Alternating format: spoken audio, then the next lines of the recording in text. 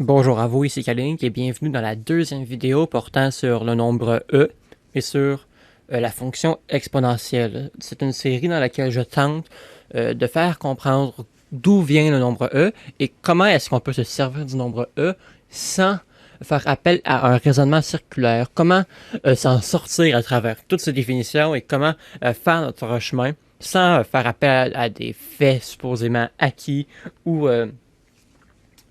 comme j'ai dit précédemment, un raisonnement circulaire pour définir E.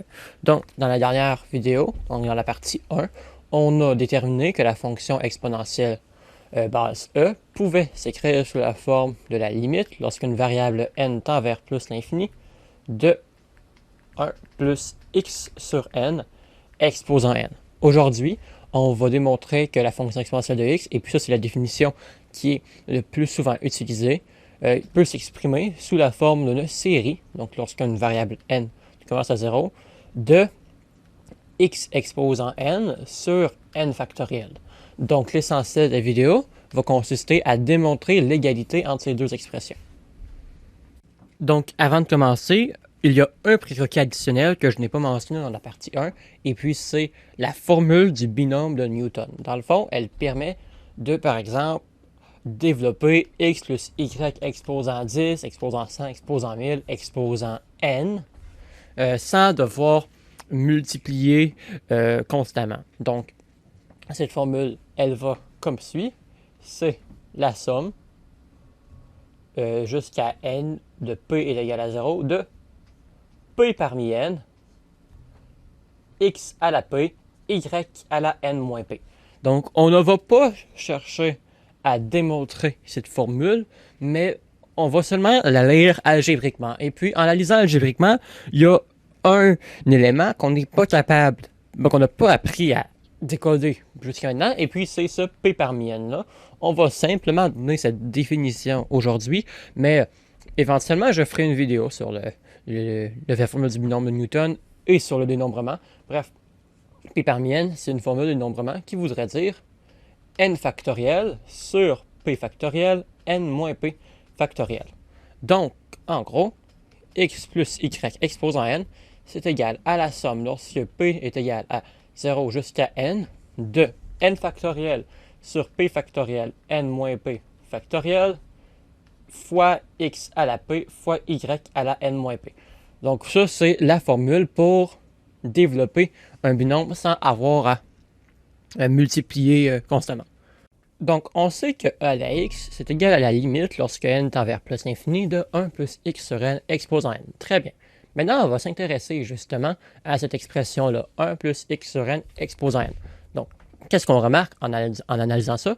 C'est un binôme. Alors, on va pouvoir utiliser la formule du binôme. Je vais utiliser la variable k, donc ça va être la somme lorsque k part de 0 jusqu'à n de k parmi n fois 1 exposant k fois x sur n exposant n moins k. Mais avant de continuer, on va remarquer quelque chose. On sait que 1 plus x sur n exposant n, ben c'est simplement la même chose que x sur n plus 1 exposant n. On peut échanger les termes. Alors, ici, je remarque que j'ai du 1 exposant k, mais 1 exposant n'importe quoi, ça me fait juste du 1. Fait que ce que je peux faire, c'est juste remplacer les exposants, ce qui va me faire du 1 à la n-k fois x sur n à la k. Et ce que ça va me permettre de faire, c'est que ça va me permettre d'enlever ce terme-là, vu que 1 exposant n'importe quoi, ben c'est tout simplement 1. Et puis, mon expression va être grandement simplifiée, parce que si j'avais eu du n-k ici, j'aurais dû traiter ça, tandis que là, ici, j'ai une expression simplifiée. Par la suite, lorsque je fais face à ça, je vais décoder mon k parmi n ici, parce que c'est une syntaxe à laquelle on est moins habitué. Donc ça va être égal à n factoriel divisé k factoriel n moins k factoriel. Très bien. Par la suite, on peut distribuer l'exposant sur ce quotient-là, ce qui va me faire x à la k sur n à la k.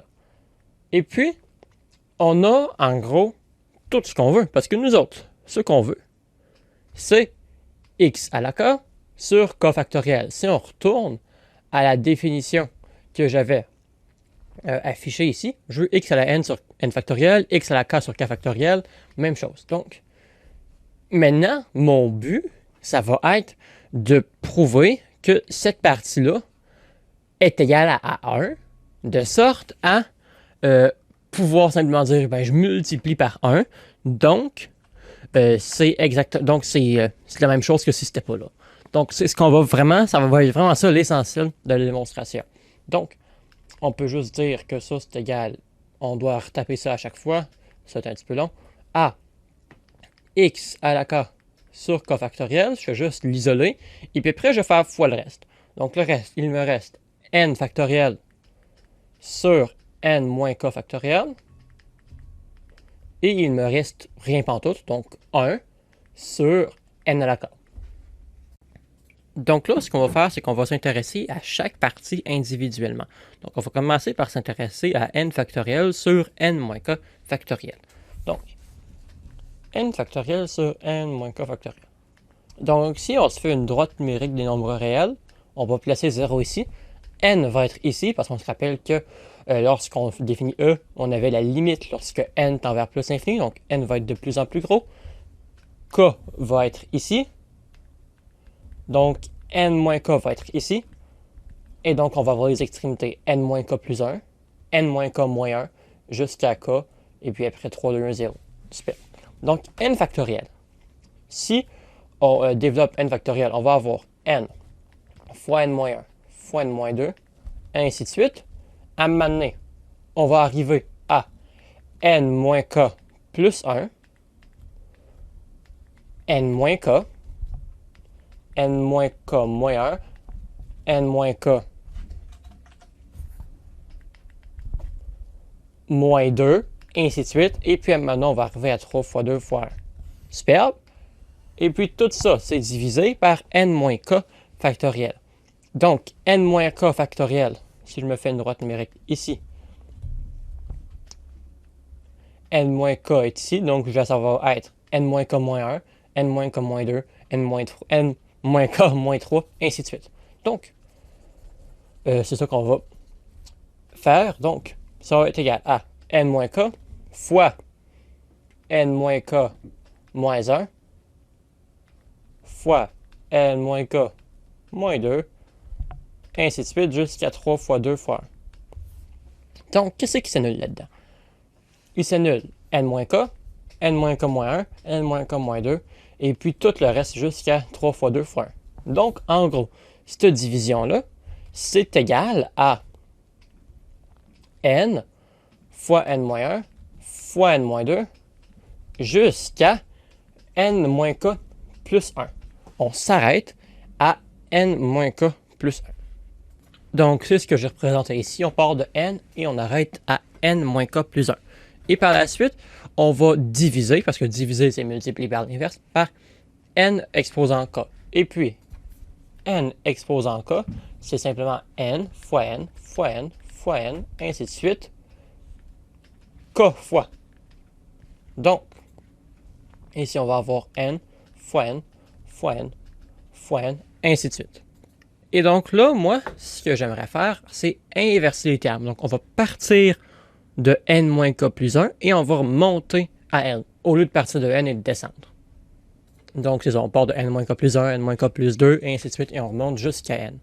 Donc là, il faut se rappeler que ça va être un entier, fois un entier, fois un autre entier, ainsi de suite, divisé par un entier, fois un entier, fois un entier, et ainsi de suite. Donc moi, ce que j'aimerais faire, c'est regrouper ces divisions d'entiers-là ensemble. Donc, disons, prendre le facteur n-k plus 1 le diviser par n-k plus 2 le diviser par n, et ainsi de suite. Mais avant de faire ça, il faut s'assurer qu'il y ait autant de termes en haut qu'en bas. Parce que, disons, pour des valeurs de k assez petites, parce qu'on se rappelle que k par rapport à 0, disons que j'ai 5 facteurs en haut, mais seulement 4 en bas. J'en ai dessiné 5. Ok. Disons qu'il y a seulement 4 facteurs en bas. Eh bien, là, je vais pouvoir associer ces facteurs-là, ces facteurs-là, ces facteurs-là, ainsi que ces facteurs-là. Mais je vais en avoir un tout seul. Donc, si jamais, comme j'ai dit, j'essaie de prouver que tous ces facteurs-là tendent vers 1. Comme ça, je vais multiplier par 1 et puis je vais avoir le résultat que je veux. Il faut quand même garder notre objectif en tête.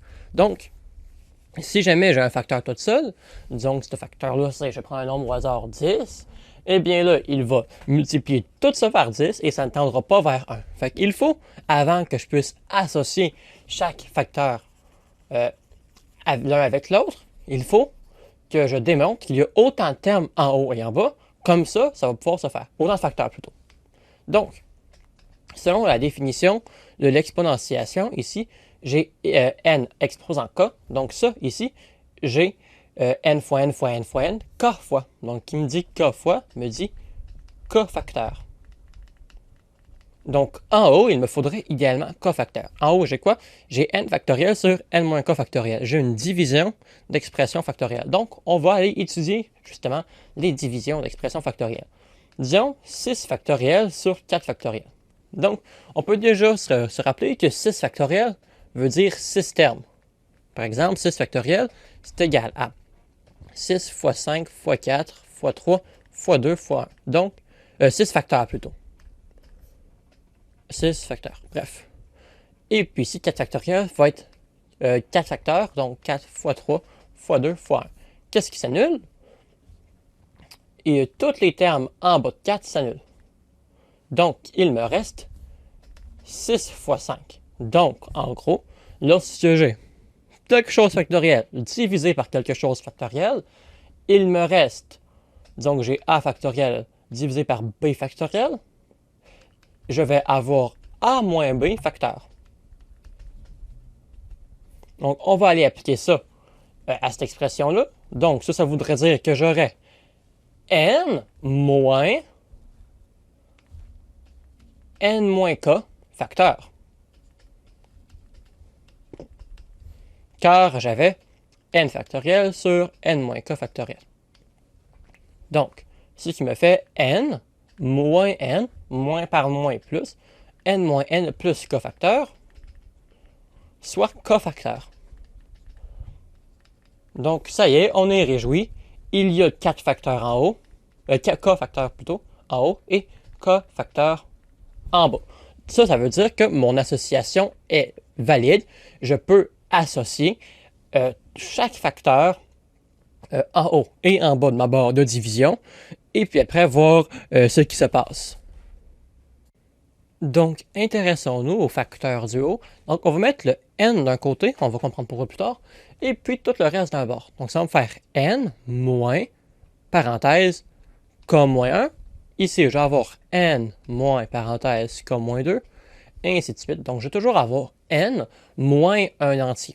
Donc, tout ça, ça va me faire la somme, lorsque k est égal à 0, je vais faire mon égal mieux, jusqu'à n de x exposant k sur k factoriel de n moins k moins 1 sur n fois n moins k moins 2 sur n, et ainsi de suite jusqu'à n sur n, ou n moins 0 sur n. Parce qu'on se rappelle que ici ça finit en n, et ici aussi ça finit en n. Très bien. Maintenant, on va pouvoir simplifier ça encore. Je vais juste copier cette partie-là. Donc, ça va être égal à la somme de k est égal à 0 jusqu'à n de x exposant k sur k factoriel. N divisé par n, c'est 1, moins k moins 1 sur n, fois n divisé n, 1 moins k moins 2, pas besoin de parenthèse, sur n, et ainsi de suite, jusqu'à fois 1, ou fois n sur n. Superbe. On n'a pas besoin de se soucier du cas où n est égal à 0, parce qu'on se rappelle que n tend vers plus l'infini, donc clairement pas 0. Mais là, il faut se rappeler que ça, c'est l'expression du binôme sans la limite. On s'est intéressé seulement à cette partie-là, mais notre fonction exponentielle, en fait, c'est la limite de ça. Alors, c'est ce qu'on va aller tout de suite marquer. Donc, notre fonction exponentielle, c'est la limite. Lorsque n tend vers plus l'infini de cette patente-là. Alors, on va le marquer ici, ça a mal copié. K est égal à 0 ici. Superbe. Donc, par la suite, on va s'intéresser à partout où est-ce qu'il y a du n, voir ce qui change. Donc, la première chose, il y a du n ici, on va s'en occuper plus tard. La deuxième section où il y a du n, c'est cette section-là ici. Et ce qu'on remarque, c'est qu'il y a du n au dénominateur. Donc, dans le fond, le dénominateur va toujours devenir plus gros. Donc, en quelque sorte, c'est comme si notre dénominateur était plus l'infini, vu qu'il va devenir de plus en plus gros.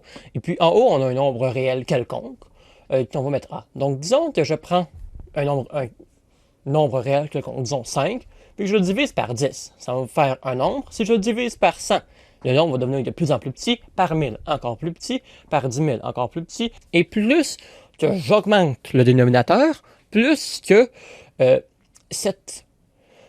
quotient-là va se rapprocher de 0. Plus que ce quotient-là va tendre vers 0. Alors, si jamais on prend la limite de ça, eh bien, ça va tendre vers 0. Ça aussi, ça va tendre vers 0. Et tous les nombres réels divisés par l'infini en quelque sorte vont tendre vers 0. Donc là, on se retrouve avec 1 moins 0 qui fait 1, fois 1 moins 0 qui fait 1, ainsi de suite, jusqu'à fois 1 encore une fois. Donc, toute cette partie-là tend vers 1. Alors, ça va être égal à la limite, lorsque n tend vers plus l'infini de la somme, lorsque de k est égal à 0 jusqu'à n, de x à la k sur k factoriel fois 1, qu'on peut simplement enlever parce que multiplié par 1, ça n'impacte pas le résultat.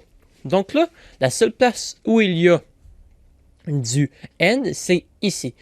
Donc, on augmente le nombre de termes. On veut que le nombre de termes se dirige vers plus l'infini.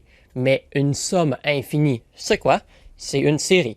Donc, on va simplement remplacer n par plus infini là-dedans. Ce qui va me faire la série de k est égal à 0 jusqu'à plus l'infini. On va juste remplacer, en fait, de x à la k sur k factoriel. Et ça y est, on vient de démontrer l'égalité entre les deux définitions de la fonction exponentielle. Donc, si jamais vous ne semblez pas gober l'idée principale de la démonstration, si c'est encore un peu flou, je vous invite à aller voir le document que je vais publier dans la description de la vidéo. C'est un document qui fait une page et qui résume en gros les grosses idées de la démonstration.